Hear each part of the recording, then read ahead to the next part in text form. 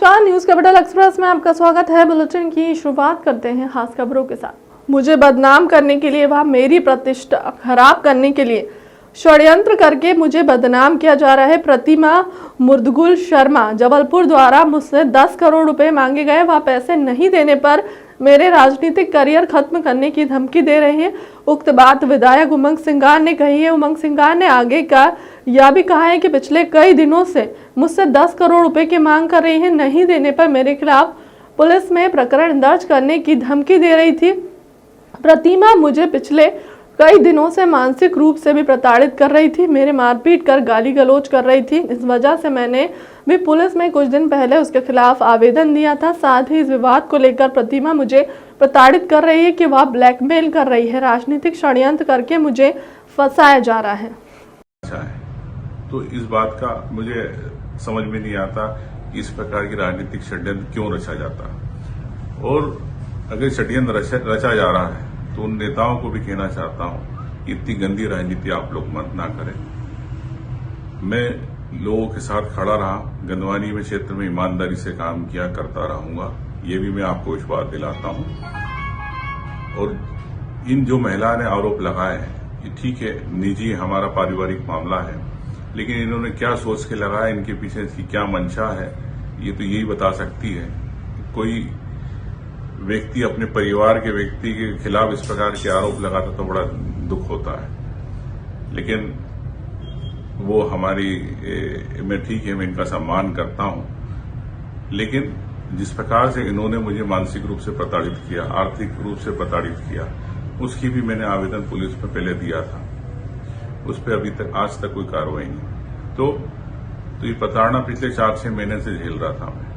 क्या मेरी स्थिति ऐसी हो गई थी कि कहीं मैं सुसाइड नहीं कर, तो मैं अपनी जनता की सेवा करूं कि मैं सुसाइड करना पसंद करूं? तो मैंने जनता की सेवा करना पसंद किया। जो भी मेरे पे झूठे आरोप लगाएंगे उसको मैं, ठीक है, न्याय है, न्याय की मांग करूंगा। न्याय के हिसाब से जैसा भी माननीय न्यायालय जब में जाएगी बात, मैं अपना पक्ष रखूंगा। मुझे विश्वास है हिंदुस्तान के न्याय। गुजरात दौरे पर बोले बीजेपी के प्रदेश अध्यक्ष विष्णु दत्त शर्मा।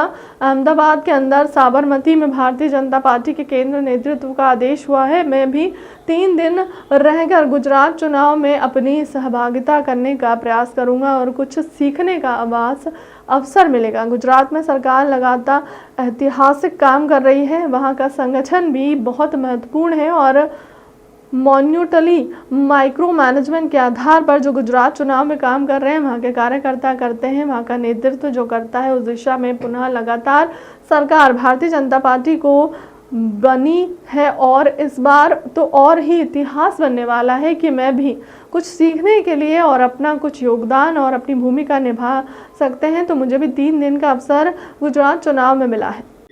अहमदाबाद के अंदर साबरमती में भारतीय जनता पार्टी कि हमारे केंद्रीय नेतृत्व का आदेश हुआ है, तो मैं भी 3 दिन रह करके गुजरात चुनाव में अपनी सेवा करने का प्रयास करूंगा और कुछ सीखने का अवसर मिलेगा कि गुजरात में जो एक ऐतिहासिक सरकारें लगातार काम कर रही हैं, वहाँ का संगठन भी बहुत महत्वपूर्ण है और माइन्यूटली माइक्रो मैनेजमेंट के आधार पर जो गुजरात चुनाव में काम वहाँ के कार्यकर्ता करते हैं, वहाँ का नेतृत्व जो करता है, उस दिशा में पुनः लगातार सरकार भारतीय जनता पार्टी की बनी है। इस बार तो और इतिहास बनने वाला है, तो इसलिए मैं भी कुछ सीखने के लिए और अपना कुछ योगदान और अपनी भूमिका निभा सके, तो मुझे भी 3 दिन का अवसर गुजरात के चुनाव में मिला। राज्यपाल मंगूभाई पटेल का आज सुबह 10:10 बजे भोपाल से हेलीकॉप्टर द्वारा जबलपुर आगमन हुआ। राज्यपाल मंगूभाई पटेल यहां नानाजी देशमुख पशु चिकित्सा विज्ञान विश्वविद्यालय के 6वें दीक्षांत समारोह में शामिल हुए और सर्किट हाउस में कुछ देर रुकने के बाद दोपहर 1:45 बड़े डुमना विमानतल से हेलीकॉप्टर द्वारा नरसिंहपुर प्रस्थान करेंगे। विमानतल पर कुलपति रानी दुर्गावती विश्वविद्यालय को प्रोफेसर कपिल देव मिश्र ने स्वागत किया। राज्यपाल मंगूभाई पटेल का नानाजी देशमुख पशु चिकित्सालय विज्ञान विश्वविद्यालय के 6वें दीक्षांत समारोह में शामिल होने जबलपुर आगमन हुआ। उन्हें दीक्षांत समारोह के पहले विश्वविद्यालय परिसर में नानाजी देशमुख को प्रतिमा का अनावरण किया। जायतराः स्थिरैरङ्गैस्तुष्टो वाग्मूषस्तानु भिर्ध्यासे माहि देवाहि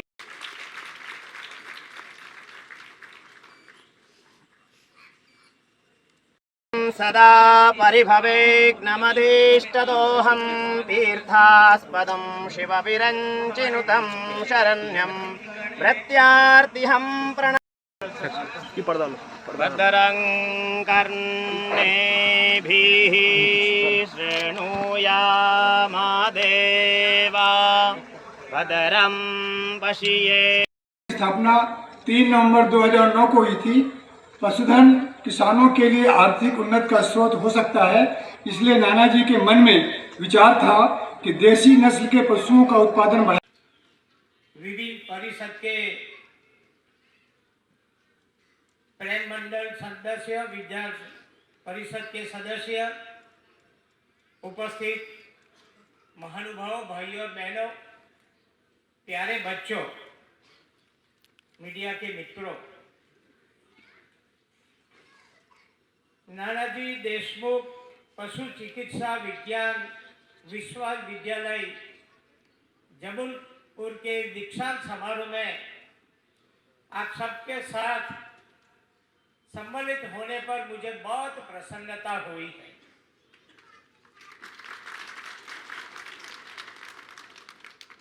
इस अवसर पर विश्वविद्यालय परिवार परिश्रम एवं लगन से पदक और उपाधि से विभूषित सभी विद्यार्थियों को दिल की गहराई से सबको बहुत बहुत बधाई और शुभकामना देता हूं। साथ में ये भी अपेक्षा रखूंगा कि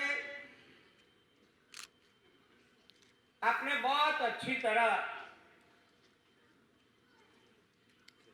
मूंगे जो बोल नहीं पाते ऐसे पशु का चिकित्सक का ज्ञान लिया है।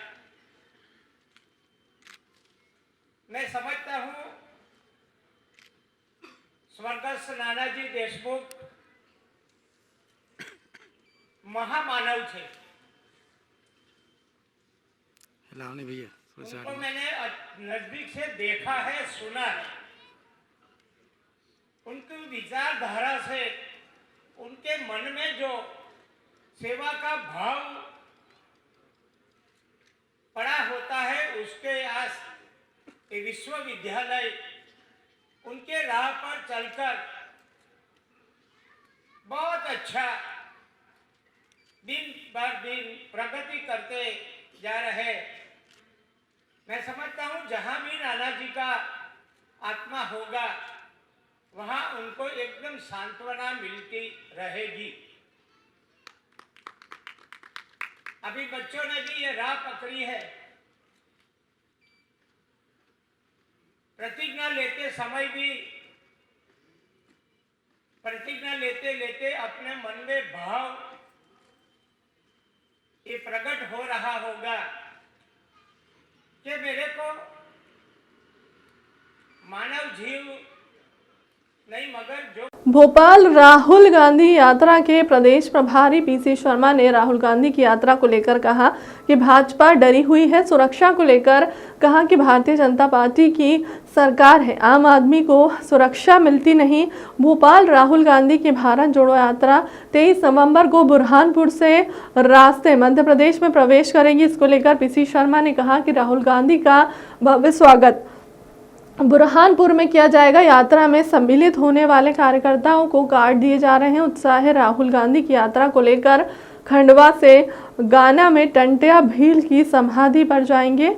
ओमकारेश्वर नर्मदा का दर्शन पूजन करेंगे। 26 नवंबर संविधान दिवस को बाबा भीमराव अंबेडकर की जन्मस्थली पर पहुंचेंगे। एक दिन बचा है, क्या कुछ तैयारी है, कैसे स्वागत राहुल गांधी का किया जाएगा? देखिए, राहुल गांधी जी की यात्रा 23 तारीख ने परसों मध्य प्रदेश के बुरहानपुर में एंटर हो रही है। भव्य स्वागत होगा। आज हम लोग यहाँ से निकल रहे हैं बुरहानपुर के लिए। कल कमलनाथ जी वहाँ पे पहुँचेंगे और पूरी बागडोर हमारे अध्यक्ष पूर्व मुख्यमंत्री कमलनाथ जी ने संभाल ली है। सब व्यवस्थाएं चाकबंद हो गई हैं और बुरहानपुर पहुंचना लोग शुरू हो चुके हैं। अभी फ़ोन आया था वहीं से करीब 300 लोग, मतलब 3 दिन पहले ही वहाँ यात्री पहुंच गए। जितने भी कार्ड्स यात्रियों को दिए जा रहे हैं, पीसीसी से जो प्रदेश यात्री हैं उनको, जो सह यात्री हैं उनको, जो इम्पोर्टेंट लोग हैं पूरे उस रूट के, उन सबको उसके कार्ड दिए जा रहे हैं जिससे वो राहुल जी की इस पद यात्रा में शामिल हो सके। फाइनल रूट आ गया है और जैसा कि पहले से लगभग तय था, ये खंडवा के पंधाना से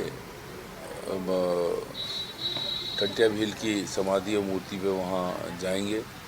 उसके बाद ओंकारेश्वर भी जाएंगे, नर्मदा जी का दर्शन करेंगे पुल पे से, सनावत के बाद पूजा करेंगे। 26 तारीख को जिस दिन संविधान दिवस है, 26 नवंबर, उस दिन वो बाबा साहब अम्बेडकर की जन्मस्थली पर शाम को पहुंचेंगे, यहाँ सभा भी होगी। फिर नेक्स्ट डे 27 को इंदौर का एक पूरा रूट है, उस पर पदयात्रा करके राजवाड़ा के अंदर एक शाम को सभा होगी। 28 को रेस्ट रहेगा और 29 को जब शुरू होगी तो सावेर होते हुए 30 तारीख को बाबा महाकाल के दर्शन करके जनसभा में भाग लेंगे और आगे की यात्रा में जो आगर मालवा 4 तारीख को राजस्थान में चली जाएगी सुसनेर से। ये पूरा रूट है। कांग्रेस के विधायक हैं, वे अपनी खुद को बता रही हैं नौगांव थाने में मामला दर्ज हो गया है। देखिए क्या है कि इस समय ये राहुल गांधी की जो कन्याकुमारी कश्मीर तक की पदयात्रा चल रही है, इसमें जिस तरह से एंट्री में स्वागत की जो खबरें आ रही हैं उससे बीजेपी परेशान है और बहुत से विधायकों को तोड़ने की कोशिश कर रही थी। तो नहीं होने पर वो इस तरह के फर्जी मामले दर्ज करा रहे हैं। इस पूरे मामले की उच्च स्तरीय जांच होना चाहिए। ये विधायक का मामला है, पूर्व मंत्री का मामला है। इस तरह से एफआईआर कर देना ये ठीक नहीं है। पहले इसकी जांच होना थी, उसके बाद कोई अगर बात सामने आती तो बात होती। पर ये केवल कांग्रेस के विधायक को डराने धमकाने की कोशिश कर रहे हैं कि कोई भी कांग्रेस का विधायक डरेगा धमकेगा नहीं, न कोई बीजेपी में जाएगा और न सब राहुल गांधी जी की पदयात्रा जो 13 दिन की है उसमें जोर शोर से भाग लेंगे। तो राहुल गांधी की यात्रा का इफेक्ट है कि जबरदस्ती एफआईआर दर्ज? निश्चित तौर पर राहुल गांधी की यात्रा से बीजेपी डरी हुई है, इसलिए वो इस तरह के कुछ भी हथकंडे अपना सकती है। जैसे उन्होंने एक पत्र कि राहुल गांधी की जब पदयात्रा इंदौर आएगी तो बम से उड़ा देंगे, इस तरह की चीज़ें फैलाई। आज तक उसमें किसी को पकड़ा नहीं और कोई होता तो पकड़ते। ये इन्हीं का सब फैला हुआ भ्रम है। आदिवासियों सागर जिले की विधानसभा सुर्खी के चक मैदान में जंगी प्रदर्शन किया गया। जंगी प्रदर्शन में गरजे प्रीतम सिंह लोधी सहित रजनीश कुशवाहा और एडवोकेट देवेंद्र सिंह लोधी पुलिस बल रहा तैनात। पूरा मामला सुर्खी थाना का है, जहां विगत दिनों युवती ने फांसी लगाकर आत्महत्या कर ली, जिस मामले में पुलिस मार्ग कायम कर जांच कर रही है और लड़की का अंतिम संस्कार के दूसरे दिन युवती के परिजन और समुदाय के लोगों ने सुर्खी थाना पहुंचकर कुछ युवकों के खिलाफ एफआईआर दर्ज करवाने की मांग की है, जिस पर थाना प्रभारी मिनेश भदौरिया ने 2 युवक सहित दोषियों पर कार्रवाई कर कोर्ट में पेश किया गया था, जिन्हें जेल भेज दिया गया। इस घटनाक्रम को लेकर ओबीसी क्रांति सेना सहित अन्य संगठन मृतका युवती के परिजनों से मिले और परिजनों ने घटनाक्रम को बताया तो सभी आक्रोशित होकर धरना प्रदर्शन किया। हमें अत्याचार नहीं करना है, ना ही हमको सहन करना है दोस्तों।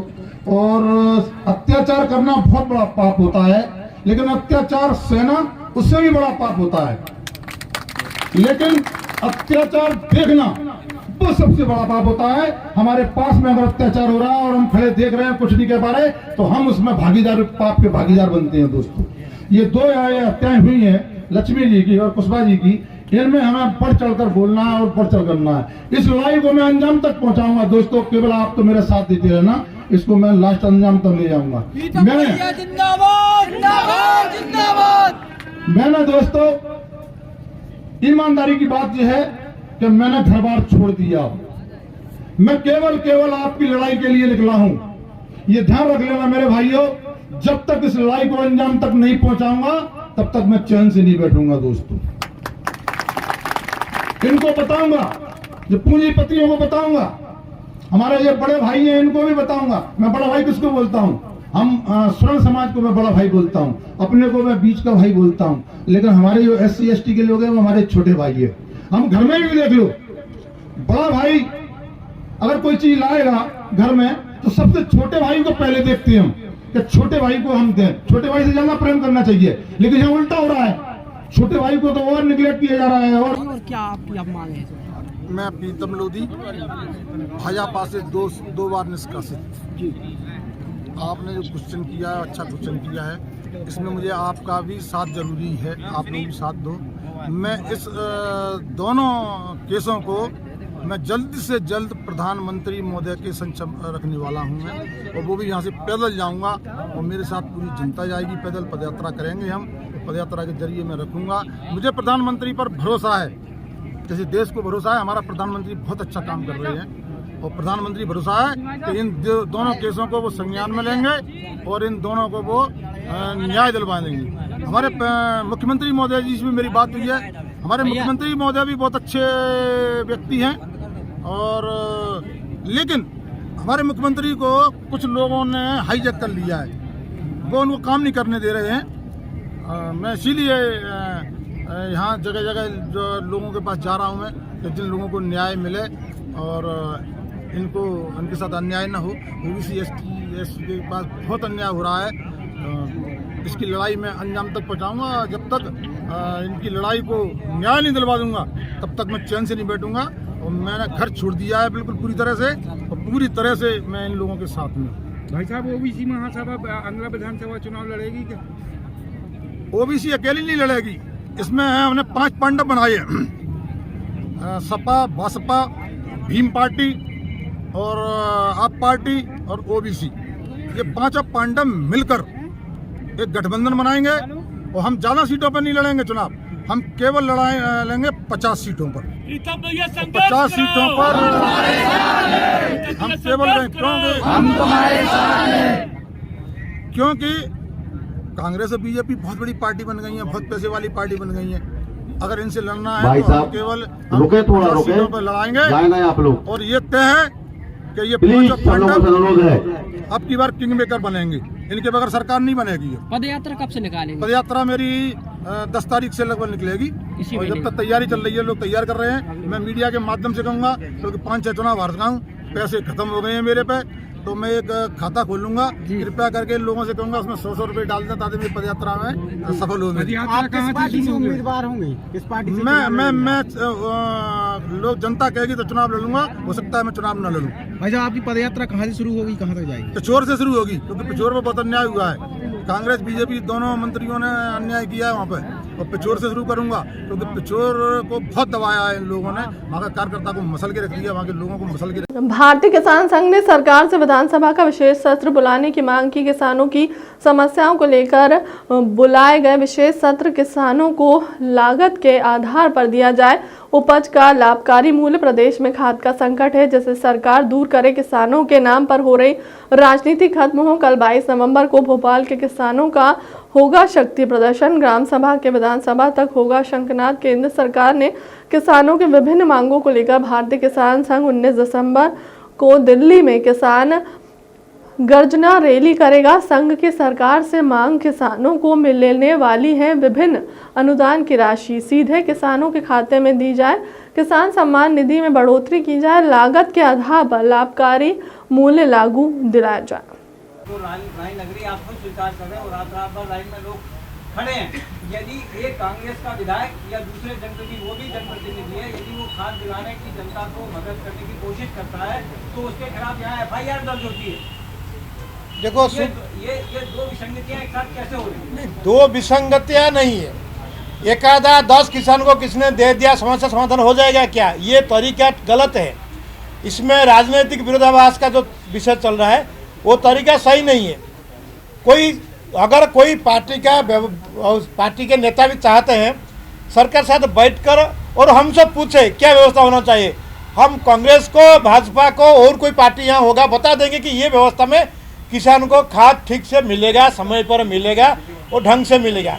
उसके आगे भी हम बता रहे हैं, जितने खाद के बारे में सरकार सब्सिडियाँ कंपनी को दे रहा है, ये सारी सब्सिडियाँ किसान के खाते में दे दे तो मेरे मन से मैं गोबर डालूं या खाद डालूं, मैं गाय रखूं या यूरिया डालूं, तो मैं किसान हूं, मेरे ऊपर छोड़ दो। तो ये कंपनी को जो पाल पोसते हैं उसको छोड़ के किसान के खाते में डालो। इस पर सारी पार्टियां सहमति प्रकाश करें, उसमें ही रास्ता अच्छा निकलेगा। मेरा दूसरा क्वेश्चन साइकिल से जुड़ा हुआ है, क्योंकि आप दिल्ली में 19 को प्रदर्शन करने वाले हैं। माननीय प्रधानमंत्री, आप शायद समझ नहीं, मैंने आप पूरी जानकारी आपके पास नहीं होगा, क्योंकि हम चिट्ठी भेज देंगे आपको।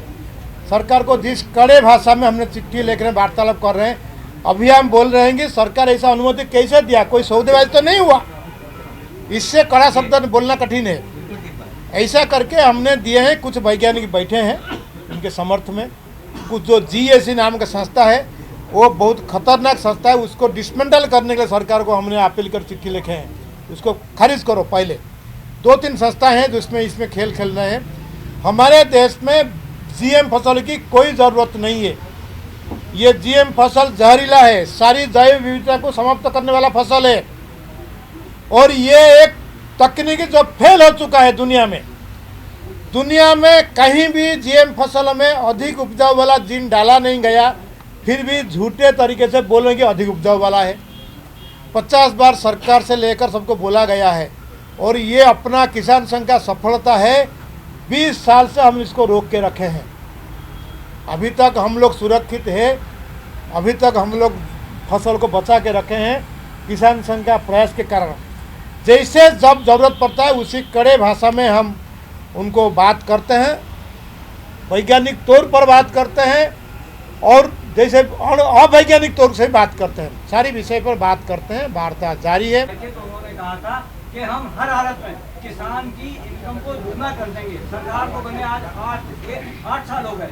विपक्ष की जो किसान सेल है वो भी प्रदर्शन कर रही है, भारतीय जनता पार्टी किसान सेल है वो भी प्रदर्शन कर रही है। ऐसी क्या परिस्थिति है कि नरेंद्र मोदी की सरकार 8 साल में डबल तो बहुत दूर की बात है, 25% भी इजाफा करने में सफल नहीं हो सकी। इसके पीछे क्या राजनीति, और आप क्या करेंगे 19 तारीख को इस विषय? देखिए, आपको कितना समझ है मैं नहीं जानता हूँ, प्रधानमंत्री को कितना समझ है मेरे भी पता नहीं है। ये डबल करने का मतलब क्या है पता नहीं, कितना किसी को पता नहीं। सुनिए, 300 रुपए गेहूँ है तो हम उसको 600 करेंगे। 600 रुपया करने से किसानों का आय डबल होगा क्या? नहीं होगा। तो फिर कैसे होगा? तो हाँ, वही विषय है। किसानों को सारी फसल का लाभकारी मूल्य दे दो लागत के आधार पर, उसमें किसानों का आय बढ़ेगा। आप गेहूं का 600 रुपया कर दिया, फर्टिलाइजर का 3 गुना बढ़ा दिया, तो कैसे लाभ आएगा? नहीं आता है। इसीलिए जो लागत लगता है, लागत के आधार पर उनको लाभकारी मूल्य दे दो। सिर्फ धान गेहूं नहीं है, आपको आश्चर्य लगेगा, ये पहली बार सुने होंगे, 40,000 प्रकार की खेती भारत में होता है। सारी फसल का लागत के आधार पर लाभकारी मूल्य मिलने का व्यवस्था हो जाए, तब जाके किसानों का भला होगा। ये मूल विषय है। उसमें जो लागत लगता है, जिसका आदान लगता है, जैसे GST 18% लगा दिया, उसका अब 0 करना पड़ेगा। गर्जना रैली कर रहा है, प्रमुखतः उसमें 4 मांगे हैं। किसानों को लागत के आधार पर लाभकारी मूल्य मिले, उनकी व्यवस्था हो। जितने आदान में GST लगा है उसको शून्य करे। किसान सम्मान निधि का वृद्धि करे सरकार, बहुत साल हो गया किसान सम्मान निधि का। और जो GM फसल को सरकार ने अनुमति दिया है उसको तुरंत वापस करे, ये जो आदेश को आप वापस करें। 4 मांग को लेकर भारतीय किसान संघ के जो 60,000 गाँव के सक्रिय समिति है वहाँ से प्रतिनिधि आएंगे और दिल्ली में इसका हम किसान गर्जना रैली करेंगे। उसके पहले हमने 13 नवंबर को सिकंदराबाद में एक बड़ा रैली किए। किसानों की ये मांग से राज्य का कुछ मांग भी था, उसको लेके बड़े रैली करके आए हैं। अभी कल भोपाल में होगा, ग्राम सभा से विधानसभा तक ये रैली है। सरकार को हम मांग करेंगे विशेष रूप से किसान का जो छोटे छोटे बड़े जो भी समस्या है, एक बार उसका एक ब्लू प्रिंट बने, समाधान का कोई रास्ता बने। हर बार किसानों को रास्ते में आने का ज़रूरत नहीं है। छोटे मोटे जो समस्या आएगा वो तो आएंगे ही, हमारा काम है, मगर सारी समस्या का समाधान का रास्ता निकालने के कोई विशेष विधानसभा बुलाया जाए और सारी राजनीतिक पार्टियां इसमें सहयोग करके आरोप प्रत्यारोप छोड़ के किसान की भलाई के लिए उसमें सुझाव दे, उसके ऊपर कार्रवाई हो। इस विषय को लेकर भोपाल में कल एक बड़ा रैली होने वाला है। बलात्कार और महिला शोषण के आरोपी कांग्रेस के वरिष्ठ नेता उमंग सिंगार पर बोले बीजेपी प्रदेश अध्यक्ष विष्णुदत्त शर्मा कि मैं पूछना चाहता हूं कि आपके नेता जो गुजरात के सह प्रभारी हैं, अब आप सोचिए कि ऐसे लोग गुजरात के सह प्रभारी हैं तो गुजरात में क्या होने वाला है। ऐसे लोग, उमंग सिंगार जैसे लोग जिन पर एक आरोप नहीं है बल्कि उनके ऊपर आरोपों की श्रृंखला है। आपको ध्यान होगा कि पिछले समय भोपाल के अंदर हमारी कोई एक बहन ने आत्महत्या कर ली थी, उसमें भी यही कह रहे थे कि मैंने शादी कर ली थी और फिर मुझे यह कह रही है भी। चाहता हूं कि आपके नेता जो गुजरात के सह प्रभारी हैं, अब आप सोचिए कि ऐसे लोग गुजरात के सह प्रभारी हैं तो गुजरात में क्या होने वाला है। गुजरात में ऐतिहासिक जीत तो होगी ही। ऐसे लोग जो उमंग सिंगार जैसे लोग जिन पर एक आरोप नहीं है, इनके ऊपर आरोपों की श्रृंखला, आरोप नहीं, इन्होंने इस प्रकार के लोगों के साथ अन्याय करने की इनकी श्रृंखला है। आपको ध्यान में होगा पिछले समय में भोपाल के अंदर हमारी कोई एक बहन जिसने आत्महत्या कर ली थी, उसमें भी यही कह रहे थे कि मैंने शादी कर ली थी और फिर वो मुझे ये कर रही थी। आज यहां पर एक इस प्रकार की घटना, एक बहन ने एफआईआर दर्ज कराई है और भी कई प्रकरण है। मुझे तो सुनने को मिला है कि पता नहीं लंबी फहरिस्त है। अरे कांग्रेस का क्या यही चरित्र है? कमलनाथ जी जवाब दीजिए, मध्य प्रदेश के अंदर यही आपके नेता हैं उमंग सिंगार जैसे लोग, और इनके बारे में कमलनाथ और कांग्रेस के नेतृत्व को जवाब देना चाहिए। मैं तो कहता हूं केंद्रीय नेतृत्व को भी, राहुल गांधी जी आप मध्य प्रदेश आ रहे हैं, आप गुजरात भी जा रहे थे, गुजरात के सह प्रभारी है वो, और वो लोग इस प्रकार की महिलाओं के साथ घटनाओं में उनके ऊपर किस प्रकार की धाराएं लगी हैं, इनको तत्काल गिरफ्तार करके जेल के सीकचों में पहुंचना चाहिए। और उसके बाद सीनाजोरी कर रहे हैं, कह रहे हैं कि महिला हमसे ब्लैकमेलिंग कर रही है। ये दुर्भाग्यजनक है। कांग्रेस का यही चरित्र है। पूरा मध्य प्रदेश इन्हें जानता है कि किस प्रकार से मध्य प्रदेश के अंदर और देश के अंदर कांग्रेस के इस प्रकार के जो लोग हैं इस प्रकार की घटनाओं में लिप्त होते हैं और बाद में उसी मात्र शक्ति पर आरोप लगाने का प्रयास करते हैं, जो और दुर्भाग्यजनक है और अपराध इन्होंने किया है। इसलिए इनके खिलाफ कड़ी से कड़ी कार्रवाई मध्य प्रदेश के अंदर होनी चाहिए। इसलिए युवा मोर्चे ने निर्णय लिया है आगामी समय में भारतीय जनता पार्टी की सरकार के द्वारा जो नौजवानों के लिए योजनाओं के माध्यम से उन्हें लाभान्वित करने का जो प्रयास है, चाहे वो फीस माफ करके हो या नौजवानों को रोजगार उपलब्ध कराने के लिए कई प्रकार के अभियान सरकार के, उनके साथ उन लोगों के बीच जाना, उन्हें इस बात के लिए संपर्क का अभियान लेना। और मध्य प्रदेश के अंदर खेलेगा मध्य प्रदेश का अभियान 1 दिसंबर से 5 जनवरी तक प्रत्येक विधानसभा लेवल पर, लेकिन नीचे से लोग निकल करके आएंगे, पंचायत स्तर से उसकी शुरुआत होगी। अलग अलग प्रकार के ट्रेडिशनल गेम और जो खेले उनको लेकर के खेलेगा मध्य प्रदेश का अभियान भारतीय जनता युवा मोर्चा बड़े पैमाने पर ले रहा है। खेलों के प्रति जागरूकता के साथ नौजवानों का कनेक्ट बने। जो यूथ कनेक्ट हमारा था, जो कि ठाकरे जी के जन्म शताब्दी वर्ष पर हमने इस अभियान को लिया था, जैसे वृक्षारोपण किया था, लेकिन ग्रामीण नगर निकाय के चुनाव के कारण ये थोड़ा अभियान समय के कारण से थोड़ा सा आगे गया, इसलिए खेलेगा मध्य प्रदेश का अभियान चल रहा है। और आगामी समय में मध्य प्रदेश के अंदर भारतीय जनता युवा मोर्चा खिलते कमल हमारा अभियान है। हर मंडल के अंदर ऐसे 100 युवा जो अलग अलग विधाओं में एक्सपर्ट हैं, पारंगत हैं, प्रतिभाएं हैं, वो खिलाड़ी भी होंगे, आर्टिस्ट होंगे, एकेडमी इंटेलिजेंस होंगे, अलग अलग प्रकार के जो विधाओं में हमारे जो नौजवान हैं, तो हर मंडल से ऐसे 100 नौजवानों को सिलेक्ट करके विधानसभा स्तर पर और बाद में प्रदेश स्तर पर हम उनको लाने का काम करेंगे। और महत्वपूर्ण हर मुस्लिम की मुराद होती है कि वह मुक़द्दस उम्रे की यात्रा करे, लेकिन कोरोना काल के चलते उम्रे यात्रा की इजाज़त नहीं थी। लेकिन अब संक्रमण की लगाम लगते ही जबलपुर से कोरोना काल के बाद अब उम्रे की यात्रा का सिलसिला शुरू हो गया है। जबलपुर से एक दंपति उम्रे यात्रा को हंसी खुशी के माहौल में रवाना हुई। जानकारी के अनुसार हाईकोर्ट स्थित कचहरी वाले बाबा रहमत अलेहा के खिदमतदार दरगाह के खादिम जनाब चंगेज़ खान अशरफी और पत्नी गजाला खान के साथ 15 दिन की उम्रे यात्रा को रवाना हुए दंपति का लोगों ने खुले दिल से स्वागत किया और सुखमय यात्रा के लिए शुभकामनाएं दी, जिसमें जबलपुर क्षत्रिय सभा के अध्यक्ष शैलेन सिंह भी अपने समर्थकों के साथ इस्तकबाल करते पहुंचे।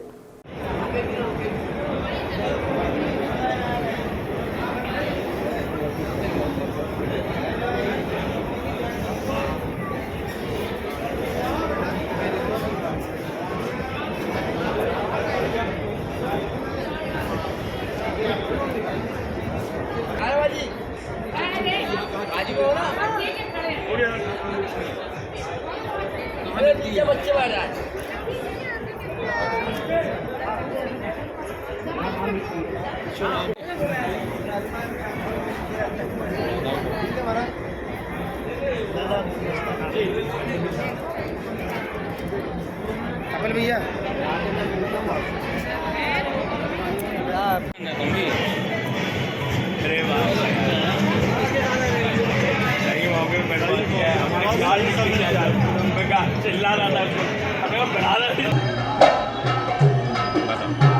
हम उम्रे के लिए आज मक्का मदीना के लिए जबलपुर स्टेशन से रवाना हो रहे हैं बॉम्बे तक के लिए अपने 40 लोगों के जत्थे के साथ, जिसमें मेरी बेगम भी शामिल है और हमारे कुछ साथी आगे पीछे भी निकल रहे हैं ट्रेनों से, जो हम लोग वहाँ जाकर इकट्ठा होंगे और 21 तारीख को रात में एयरपोर्ट में सारे लोग इकट्ठा होकर मक्का मदीना के लिए रवाना होंगे।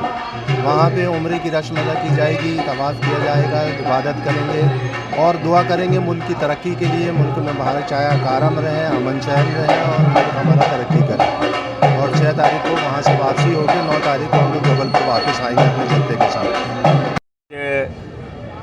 करीब 40 यात्रियों का जत्था 1 नंबर प्लेटफॉर्म जबलपुर स्टेशन से रवाना हुआ, जिनका कि हम सभी मित्र बंधुओं ने, समाज के लोगों ने और अखिल भारतीय क्षत्रिय महासभा के सभी लोगों ने उनका स्वागत किया और उनको बहुत बहुत बधाइयाँ दी, मुबारकबाद दिया।